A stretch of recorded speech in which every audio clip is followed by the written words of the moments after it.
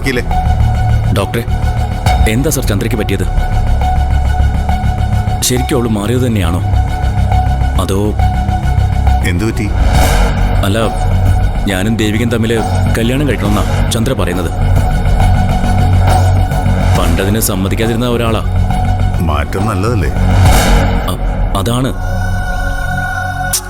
എന്നാലും അതിന്റെ പിന്നിലുള്ള ഉദ്ദേശമാണ് പിടികിട്ടാത്തത്. സംശയിക്കേണ്ടെന്നാ എൻ്റെ അഭിപ്രായം.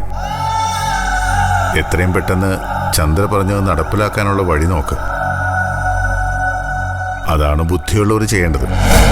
അതിന് ഞാനും ചന്ദ്രയെ മാത്രം വിചാരിച്ച പോരല്ലോ, ദേവികയും കൂടി സമ്മതിക്കണ്ടേ? ഇതുവരെ അങ്ങനെ ഒരു സമ്മതം എനിക്ക് കിട്ടിയിട്ടില്ല. ഇടപെടണോ? ഒരു ദൂത് എന്തായാലും വേണ്ടിവരും. അതിനും കൂടിയാ ഞാനിപ്പോ ഡോക്ടറെ വിളിച്ചത്. ഡോക്ടർ വിളിച്ചൊന്ന് സംസാരിക്കണം ദേവികയോട്. സംസാരിക്കാം. പിന്നെ ഞാൻ പറഞ്ഞിട്ടാണെന്ന് പറയരുത്. ഒരിക്കലുമില്ല. നയത്തില് എൻ്റെ ഒരു സജഷൻ പോലെ ഞാൻ അവതരിപ്പിച്ചോളാം. സമ്മതിക്കുന്നൊന്നും അറിയില്ല, എന്നാലും ശ്രമിക്കാതിരിക്കുന്നത് ശരിയല്ലല്ലോ. സമാധാനമായിട്ടിരിക്കേ.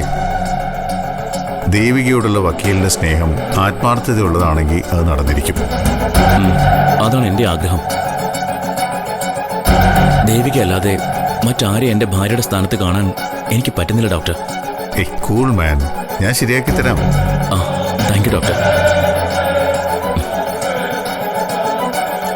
ചന്ദ്രയെ അവസാനം സമ്മതിച്ചു. ഇനി വേണ്ടത് ദേവികയുടെ സമ്മതം മാത്രമാണ്. ഇപ്പോഴും എന്ത് കാര്യവും പ്രാക്ടിക്കലായി ചിന്തിക്കാൻ കഴിവുള്ള ആളാ ദേവിക. എന്നിട്ട് ഈ കാര്യത്തിൽ മാത്രം അത് ചെയ്യുന്നില്ല. നമുക്ക് ശരിയാക്കി എടുക്കാന്നേ. ഹംസത്തിന്റെ റോളാണ് എനിക്ക്. നായികയെ കൊണ്ട് സമ്മതിപ്പിക്കണം.